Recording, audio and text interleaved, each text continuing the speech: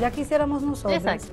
que la escuela estuviera enfocada en otro tipo de desarrollo de habilidades, pero hasta ahora seguimos transcribiendo, seguimos memorizando y el estudiante pasa un tiempo muy significativo en el aula haciendo nada. La ADP tiene que hacer algo con la calidad de los procesos educativos, o sea, no es solo una marcha para aumentar sueldo y las marchas para conseguir recursos y por la calidad de los procesos de esa gestión.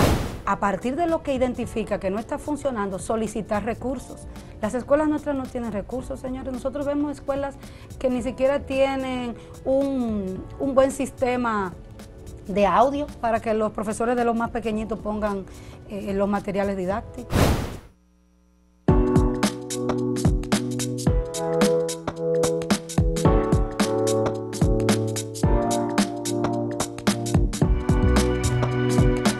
Saludos amigas, amigos, ustedes sintonizan Acento TV y este es su programa A Partir de Ahora. Y ustedes saben que hoy es jueves y todos los jueves aquí está la doctora Ibe Guzmán, educadora, con la sección Interacción Académica, siempre con invitados e invitadas muy importantes, como la del día de hoy, la profesora Rita Díaz, Gracias. lingüista. Gracias, Gustavo, por permitir este espacio donde ventilamos la academia y las dos academias, porque hoy Rita también es parte de la Academia Dominicana de la Lengua. Y hoy tenemos una conversación interesante sobre el pensamiento complejo y la escuela dominicana y la Universidad Dominicana. Pensamiento complejo y la escuela y la Universidad Dominicana. Exactamente. Como eso suena complejo, ustedes van a explicar bien en qué consiste. No, yo por eso le dije a Rita que viniera. Rita, bienvenida a este espacio. Qué bueno que pudiste pues sacar un momento de tu apretadísima agenda para venir a conversar con nosotros sobre estos procesos de enseñanza, los procesos de aprendizaje y cómo nosotros llevar a cabo prácticas docentes que terminen en promover el pensamiento complejo en nuestros muchachos y muchachas. Qué bueno que Muchas estás aquí. gracias, para mí es un placer poder conversar y poder reflexionar un poco sobre educación ahora que estamos envueltos en tantos cambios, realmente. Rita, pensamiento complejo en el aula de clase, ¿cómo es eso? ¿Cómo afrontar estrategias o implementar estrategias que den al traste con que nuestros muchachos y muchachas consigan pues no ser apabullados, ¿no?, por esta ola de reduccionismo digital?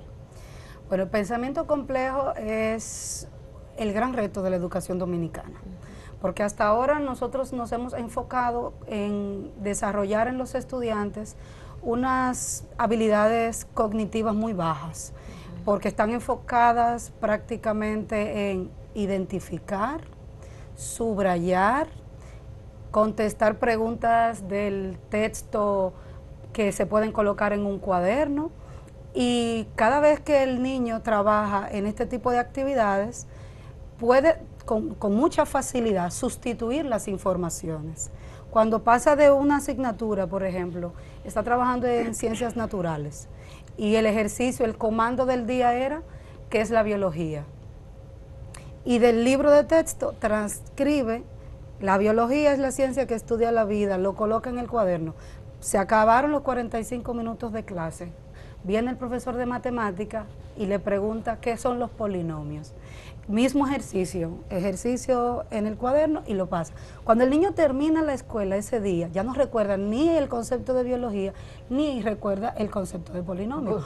¿Por qué? Porque simplemente nos hemos enfocado en trabajar el pensamiento simple, que es la identificación y la memoria. Y nuestra memoria ¿Todavía está, se enseña así? Yo pensé que eso había sido no, ya quisiéramos nosotros Exacto. que la escuela estuviera enfocada en otro tipo de desarrollo de habilidades, pero hasta ahora seguimos transcribiendo, seguimos memorizando y el estudiante pasa un tiempo muy significativo en el aula haciendo nada. Prácticamente. Profesora, pero eso que antes se usaba era de que explicar clases, que uno se embotellaba el texto. No se usa ya. Peor aún. ¿Cómo? Es ¿Qué peor todavía? Ahora es más fragmentado, porque antes esa explicación que se daba, muchas veces el profesor aparecía con una hoja en blanco y le decía, lo que teníamos que explicar, ahora hay que ponerlo por escrito, y había que organizar el pensamiento. No, y sí, hacer un esfuerzo de retener cosas. Pero el sentido es el para qué. ¿Para qué yo necesito esta información? Entonces, son los bloques segmentados que la escuela sigue promocionando. Esos bloques de que español, matemáticas, sociales, naturales, tienen sus conceptos que están en el cuaderno, pero nunca pasan cerebralmente a un proceso mucho más complejo. Entonces tenemos esos estudiantes que al finalizar el día, al finalizar el año escolar, no recuerdan nada del año anterior. Y van a la universidad y cuando uno trabaja temas simples, por ejemplo, Ivette sabe que el tema central de inicio de semestre es el tema de la comunicación, para enfocarnos en esos aspectos de comunicación humana y animal y lo que lo diferencia. Y el estudiante no logra conceptualizar el proceso de comunicación. Te pueden colocar anécdotas. Siendo un contenido, en términos de contenido programático, que han visto durante toda su escolaridad. 12 años de escolaridad. Sí. Y ellos no logran conceptualizar. Cada semestre es peor. Este semestre los estudiantes me han costado más de una semana para entrar en conceptualización. Cosas tan sencillas, por ejemplo, yo le pregunto, yo siempre hago un ejercicio diagnóstico para ver qué tipo de estudiante estoy recibiendo. Conceptualicemos la mesa. ¿Qué hace que una mesa sea una mesa? ¿O qué hace que un perro sea un perro? Ellos me ponen ejemplos de perros que tienen en casa, de mesas, y me dan ejemplos de mesa, pero no logran decirme, por ejemplo, que la mesa es un objeto y que el perro es un animal que es canino. O sea, a eso ellos no llegan. ¿Por qué? Porque el pensamiento complejo no se ha terminado de desarrollar. Y esos estudiantes de que usted habla, profesora, son los que de nuevo ingreso a las universidades. Sí, sí. O sea, que vienen de la recién saliditos del horno del nivel medio. Habría que preguntarse si no hay que, digamos, revisar por lo menos por qué tiene un niño que durar por lo menos 12 años y entonces salir con tantas lagunas. Si quizá con menos años y haciendo otros énfasis, quizás saldrían mejor. Ese es el detalle, que lo que estamos enfocando, yo no creo en eso de que los docentes de República Dominicana lo toman muy fácil. Aquí los docentes trabajan bastante, el sector público lleva mucha carga de planificación, fines de semana. Lo que creo es que están enfocando las energías de manera equivocada. Estamos enfocando en cuadernos completos, estamos enfocando en transcripción. Sí, porque hay evidencia. Hay que tener evidencia de recortes. Y el niño, el mejor estudiante es el que tiene el cuaderno más completo. Todavía. Ah, bueno, eso es el que llaman el aplicado. El estudiante, ese es el aplicado. Ese mismo, ese estudiante es el que se le sigue perdiendo el cuaderno a final de semestre o de año escolar. Y tiene un problema. ¿Por qué? Porque el estudiante que no se aplicó resuelve su problema escolar buscando un cuaderno de alguien que está completo. O sea, robándose el que hizo la tarea. O tomándolo prestado, porque conozco estudiantes que sacan copia y se pasa, en una noche resuelven un año escolar. Copiando lo que... Copiando, y el profesor, incluso el docente, lo firma, sabiendo que el estudiante no aplicó absolutamente nada durante todo el año escolar. Y los mismos estudiantes dicen que han pasado cuadernos de sociales al profesor de español y él se lo firma sin leerlo. Que le han pasado cuadernos a propósito, con respuestas que no son reales para reírse después. Y el maestro se los firma, los cuadernos. Entonces, estamos enfocándonos mal, seguimos enfocándonos mal. Pero ¿por qué un profesor haría eso? Eso que usted dice. Que está muy cargado. Ah, pues para salir del paso. El docente tiene que planificar, tiene que dar seguimiento a la asistencia. Hay que pasarse de 5 a 10 minutos pasando la lista del curso. Con cursos muy cargados. De cursos cargados. En ese tiempo que el docente está pasando la lista, probablemente el estudiante está haciendo otra cosa.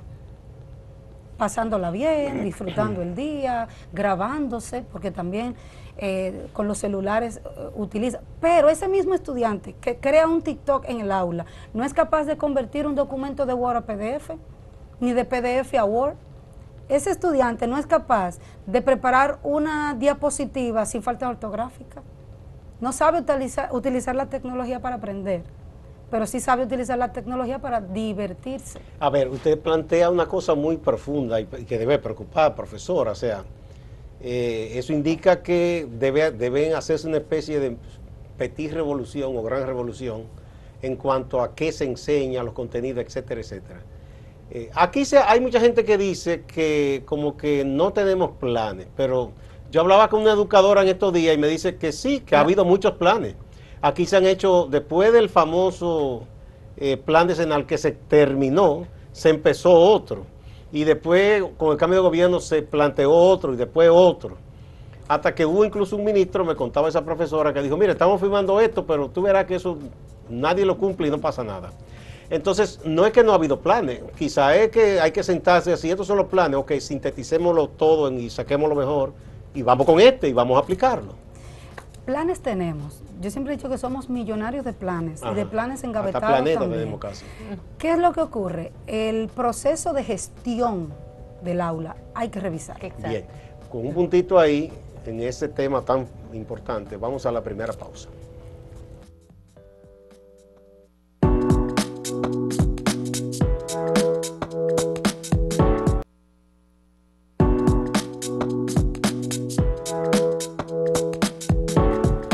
Continuamos con la sección Interacción Académica, doctora. La gestión de aula, quédate ahí. Yo siempre le decía cuando fui docente de práctica, docente de políticas educativas, y los muchachos no podían hacer la transición. Le dije, la política educativa, ¿dónde que yo la veo? Dice, bueno, en el ministro, en la regional, no, la política educativa tú la ves en el aula de clase. Hasta que no puedo visualizar todo eso que dice el currículo en un aula de clase, hay algo que estoy haciendo mal. Entonces, el aula de clase en la República Dominicana termina siendo el último eslabón de la cadena cuando debe ser el primero. ¿Cómo tú miras la gestión de aula en la educación dominicana actualmente? ¿Qué es lo que busca un... Mira, gestión de aula aquí es casi nula, porque aquí los técnicos aparecen cada cierto tiempo en los centros educativos tratando de llenar un requisito y a veces hasta el docente se siente que está un poco fiscalizado. El detalle es que... Pero no es malo fiscalizar. No es malo si eso tuviera sentido para algo. Es decir, ¿qué hacemos luego de que yo identifico que este docente en específico está trabajando de esta manera? ¿Qué sugerencias hay? ¿Qué talleres hay? ¿Qué congresos hay? Para yo regresar y darle seguimiento a ver si hubo algún cambio. Durante mucho tiempo, antes de la tanda extendida, el docente del sector privado era el mismo del sector público. Tenía una tanda en el privado y una tanda en el público. Y funcionaba el mismo docente, funcionaba de manera diferente. Así es. ¿Por qué? Porque en el sector privado tenía que cumplir unos mínimos de calidad porque si no su trabajo estaba en peligro. En el sector público, yo voy a atreverme a decir algo y sé que me van a satanizar por esto, pero la ADP tiene que hacer algo con la calidad de los procesos educativos. O sea, no es solo una marcha para aumentar sueldo y las marchas para conseguir recursos y por la calidad de los procesos de esa gestión. Los docentes deben rendir cuentas a un director. ¿Cuál es la preparación de ese director para dar seguimiento a los procesos de aula? No todo debe ser cargado al docente, porque siempre se ha dicho, el docente es responsable de todo. Si la escuela no funciona, que no está funcionando, es que las familias tampoco funcionan, porque el resto de la educación le corresponde a la familia. Si educación no funciona, tampoco funcionan las regionales, ni los distritos, que tienen que estar ahí para velar por la calidad de ese sector. Para eso están, porque si no, todo lo dirigiera el Ministerio de Educación. Entonces, los programas de los que hablábamos ahorita están hechos, pero no hay gestión de la calidad de la educación. Ese proceso de seguimiento que hay en otros países que te dicen tal día se identificó, porque no solo identificar problemas, también hay que identificar esos grandes logros de estudiantes que ganan becas, de estudiantes. La prensa se hace eco. Tenemos un canal nacional. Esos estudiantes deben ir a Canal Nacional. Yo tengo un estudiante que se va... De hecho, hay una emisora dedicada a la educación nada más, de las emisoras del Sí, pero va ahí un sector mínimo. Tengo un estudiante que va a hacer una maestría en lexicografía, se ganó una beca para ir a la Real Academia Española hacer la maestría en lexicografía y le pregunté, ¿tu universidad ya te publicó en la revista? No. ¿Te hicieron alguna entrevista? La gente sabe que tú eres la nueva becaria de República Dominicana. Es la única que va este año. Y van 3 de Venezuela. Pues está fallando su academia porque debió o convocar a la prensa o enviar notas. Pero si eso es en la universidad, imagínense los logros de las escuelas. ¿Quién los lleva a la prensa? ¿Quién los comunica? ¿Quién les da seguimiento? Pero que además es un buen aliento para el alumno. Claro, debería haber un formato, pero ahí es que está el detalle. Como los docentes y el sistema no está promoviendo pensamiento complejo, ni siquiera los mismos estudiantes se dan cuenta de que están teniendo unas dificultades que solamente la conocen cuando se enfrentan a un estudiante del sector privado que va a un modelo de Naciones Unidas o que va a un debate y lo acaban. Dice, Dios mío, porque ese muchacho, con esa lucidez que expone, yo pude haberlo, porque yo estoy en el mismo curso, yo pude haberlo hecho también. Hay que salir de los cuadernos y de los libros de texto. Hay que desarrollar esa evaluación de los procesos. Hay que elevar un poquito los procesos mentales que el profesor está pidiendo. Pasar de lo básico, estamos pidiendo subrayado. Todos los profesores piden subrayado. Estamos pidiendo responder preguntas. El de sociales sigue pidiendo 15, 20 preguntas en orden que aparecen en el libro, y el libro trae las negritas. O sea que el proceso mental que hay que hacer para responder esas preguntas es el mínimo, es simplemente decodificación. Pero además hay una cosa, profesora, yo recuerdo haber visto de mi hija menor, que fue la última que acompañé, ¿verdad?, cuando estaba todavía en la educación preuniversitaria, que cada día se reducían los libros con la parte de práctica. Le pedían definir cosas y le dejaban apenas 1 o 2 líneas. Yo digo, pero que quieren que contesten disparate. O sea, porque parece como que no querían ponerse a que escribieran un párrafo más extenso para quizás, no sé, quien debía revisar no tener que leer mucho. Es una cosa, yo recuerdo que a veces yo le ayudaba y decía, no papi, que no puede pasarte de ahí. Digo, porque ¿qué se puede decir a una pregunta que se supone que debe haber una explicación más amplia, dejando apenas 1 línea?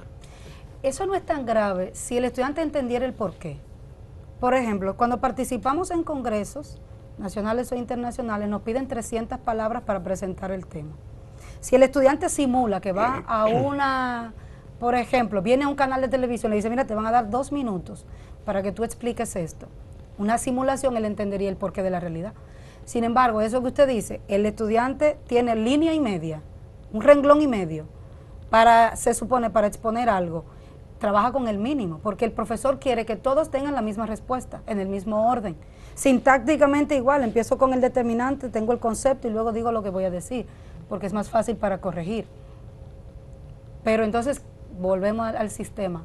¿Qué hacemos con este profesor que tiene 45 estudiantes sin ayudante, que tiene que leer 45 respuestas?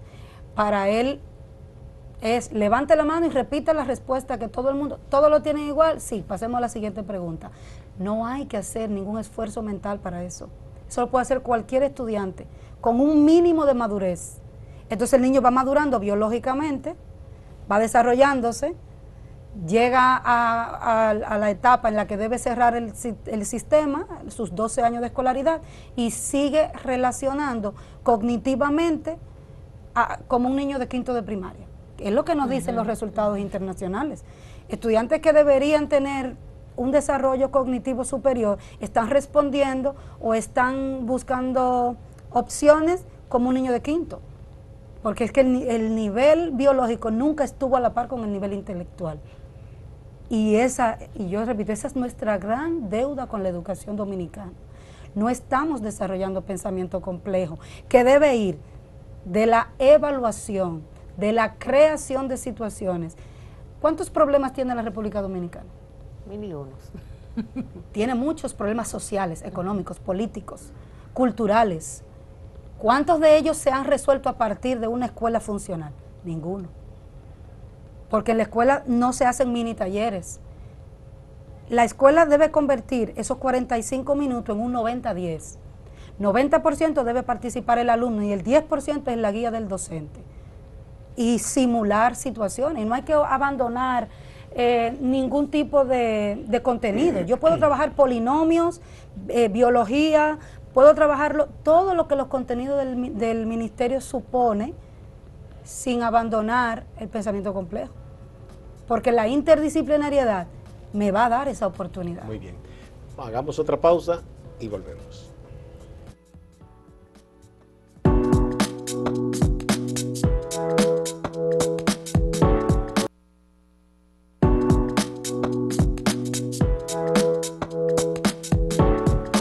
Continuamos en interacción académica. Rita, redondeando de lo que tenemos a lo que queremos o a lo que necesitamos, ¿por dónde empezar? ¿Dónde dar el primer paso? Sabemos cosas, sabemos que debe empezar por el estudiante, seguido del maestro, seguido de la escuela, seguido de la regional, del distrito, seguido de la regional, para que luego llegue al Ministerio de Educación. ¿Cómo invertir esta pirámide que pareciera que todo emana de un ministro y de ahí va en cascada hasta el aula? ¿Cómo nosotros invertir esta concepción del sistema educativo errada y que no resulta en una educación que realmente nos ayude a resolver los problemas del país? Bueno, yo creo que una de las fórmulas, porque el que diga que resolver la educación puede ser con una sola medida, no lo va a lograr. No. O que diga Ojalá fuera tan fácil. O que diga que la educación se resuelve fácil, no sabe cuál es el problema de educación. Exacto.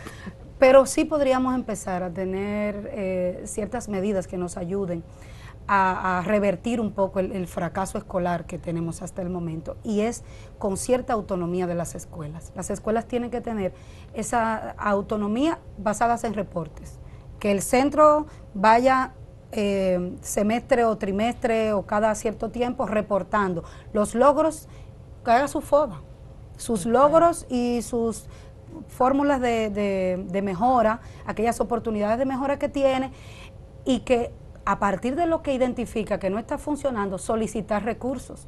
Las escuelas nuestras no tienen recursos, señores. Nosotros vemos escuelas que ni siquiera tienen un buen sistema de audio para que los profesores de los más pequeñitos pongan los materiales didácticos. No tenemos un buen sistema de internet para que la tecnología entre. No tenemos buenos laboratorios. Hay escuelas que no tienen ni siquiera la computadora del director o la directora. Y con esa, cuando un profesor la solicita, pero no debe ser la base. O sea, las escuelas tienen que tener autonomía y que eso también venga respaldado por el mismo ministerio, dándole cabida a las cosas que lo logran. Porque hay que empezar a cacarear las cosas buenas que se logran en educación, no solo los problemas que se generan en educación. Cuando ustedes ven que sale una escuela en un periódico, todo el mundo está esperando que porque se metieron en un problema. Pero esos estudiantes que logran cosas, que son genios innatos, que van a la escuela y que se le ocurre cosas, deben salir más en los medios, deben estar en la primera portada del Listín Diario, de cualquiera de los medios de nosotros, digitales o impresos, y que la misma escuela pues pueda obtener, mira, gracias a que este estudiante o estos estudiantes tienen un manejo de robótica, ahora vamos a conseguir un acuerdo para que la escuela se le equipe de tecnología. Es decir, que haya una retribución por el esfuerzo de esos estudiantes y que ellos mismos digan, la escuela tiene eso porque yo pensé en algo que resolvió una dificultad y así. Bueno, en el caso de la comunicación, que es importante, porque uno se alegra cuando uno ve que a veces en competencia internacional un muchacho, una muchacha, a veces de la escuelita más humilde hasta rural, fue que obtuvo las mejores calificaciones. Eso es muy bueno.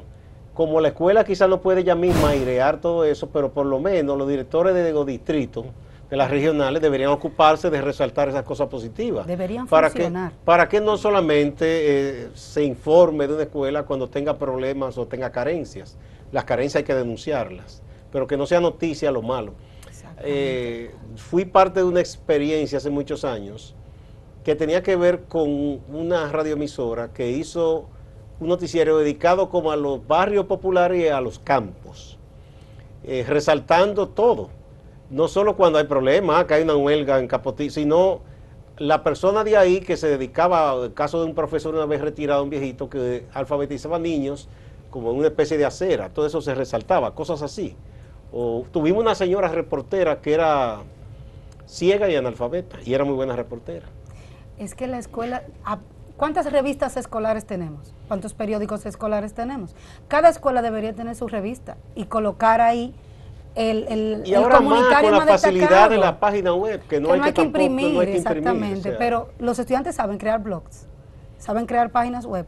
Eso, y es una instrucción Sí. relativamente sencilla. Y también aprovechar los talentos. Y el que sabe pensando yo, diagramar, por el que ejemplo, sabe- con ese trabajo que en el caso de la academia se hace y el Instituto de Lexicografía, y eso está gratis en línea. No solo que está gratis en línea, que nosotros estamos dispuestos, nosotros hemos ido a centros públicos y privados a enseñar cómo funciona el diccionario para la consulta, porque no se puede desarrollar ningún tipo de pensamiento sin el vocabulario, porque las palabras son las que se unen. En la parte cognitiva, si no tengo el léxico, yo puedo tener una idea, pero si no tengo el léxico para expresarlo, nos va a pasar como le pasa a todos.